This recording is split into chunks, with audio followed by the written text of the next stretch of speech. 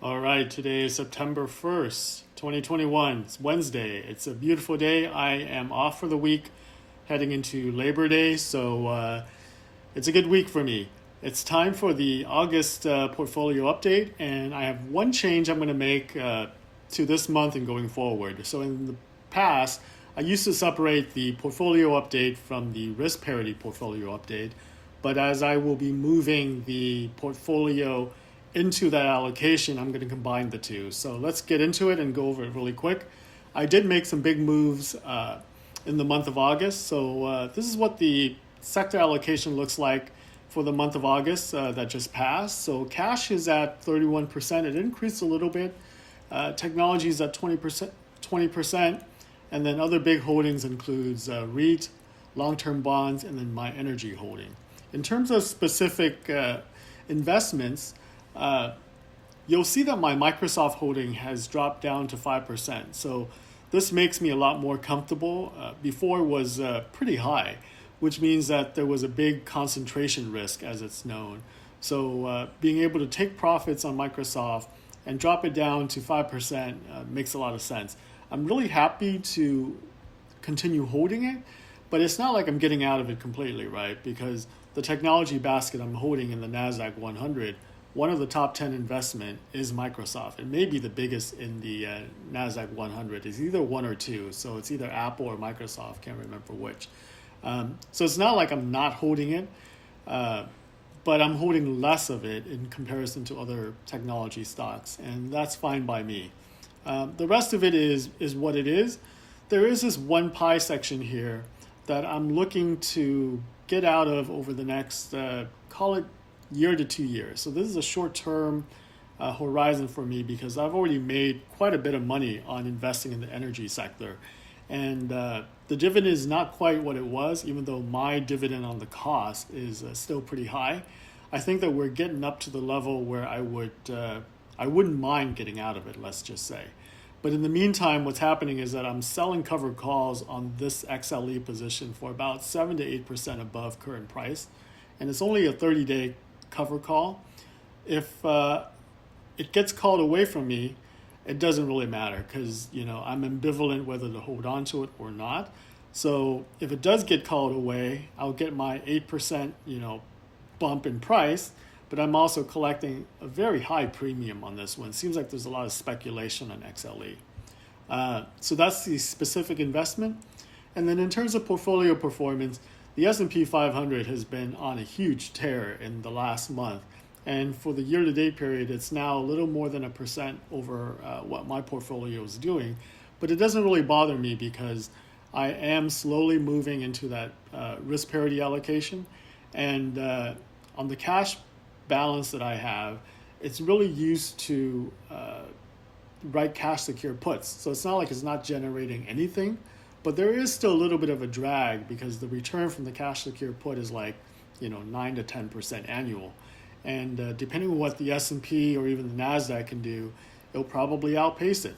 But for where I am, I'm perfectly fine with that just because I have a lot of money right now and I want to protect it. It's not in the accumulation phase where, if you're starting at the very beginning, your working career, you manage to save up, $10,000 after the first year or two at work, right? And then the next year you're going to add, 5 to 10,000 more on top of that for the rest of your working career. Well, when you're starting from that small amount and you're adding these huge contributions, the contributions are really driving your portfolio.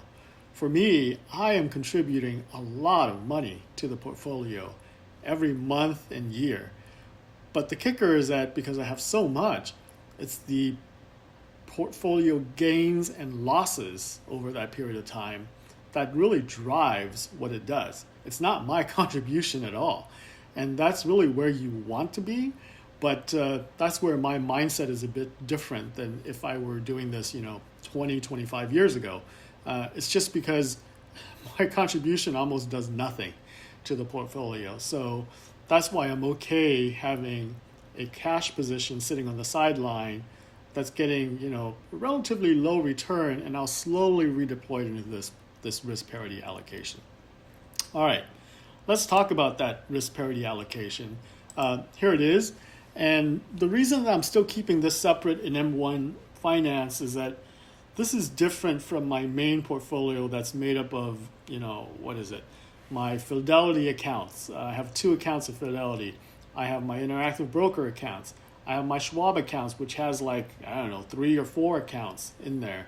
And the reason I keep them separate is that I want to use them for different purposes and try different strategies. At some point, I may combine them all for ease of maintenance because, it's not like it's a lot of work. I mean, this is something I like to do, so it's not a lot of work. But it's a lot of accounts to keep track of. Not terribly so, but it's fine. So the difference with M1 Finance and this portfolio in particular is that you can see the cash balance is 1 cent. So everything is fully invested into this allocation. And it's a nice way for me to be able to track what it's really doing versus my main portfolio that's made up of whatever it is, 6, 7, 8 accounts, where things are waiting to be redeployed. I have, some weird holdings like energy is making up a big holding of it. It's not pure. It'll get to this place in the next, year or two, but it's not there yet. So this allows me to track what this allocation is actually doing. So for the month of August, it's up 2.37%. So 2.4, these are the holdings and the target weighting. I'll talk a little bit about this. There's a slight change from last month where I'm increasing my target for the NASDAQ 100 to 50% and reducing the long-term bonds down to 25.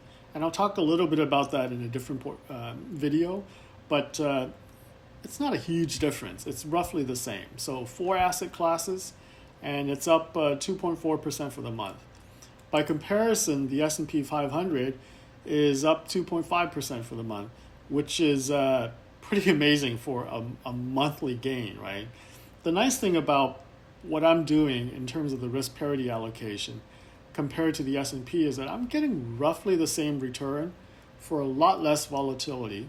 And when you look at max drawdown on my allocation compared to the S&P 500, it's like half. It's less than half. And that's the whole reason for me to do this. Like I alluded to a little bit ago, right now, my portfolio is so large that the contribution has almost no effect to it, right?